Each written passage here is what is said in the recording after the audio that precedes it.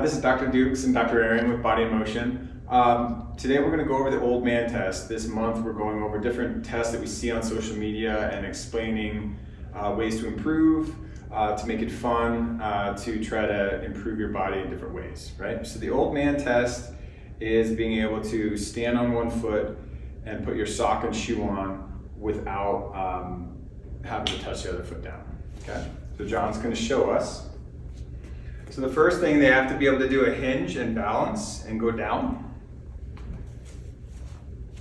So that's hip stability and a little bit of core control, but then also when you're getting down to put your sock on or your shoe, you need to be able to bend your low back enough to get down there without having to push your knee out, right? So then there's some hip flexor activation that we would need to use. But John did a really great job on this one. So let's think about the things that we would want to change. So A, can you balance on one foot? John did a great job at that. So how could we improve our balance? We need to improve our toe function, right? So one thing, if we lifted our toes up and splayed them out and stuck them to the floor that way, that's going to give me a more stable base for me to balance better on that one foot, okay?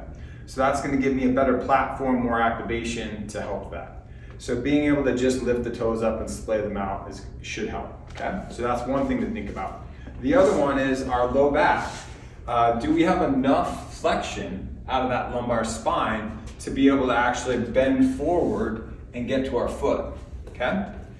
So here is the lumbar spine. We want to try to move just here, not up here. So as he's doing this, he's bringing his belly down to the floor, really pushing that lumbar spine into extension, and then pushing and bringing it back up into flexion. This is improving the range of motion segmentally through the lumbar spine, okay?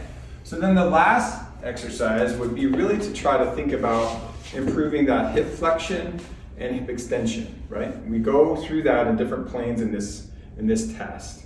So John's gonna put one knee back kind of close to the box here, and then bring the other foot forward.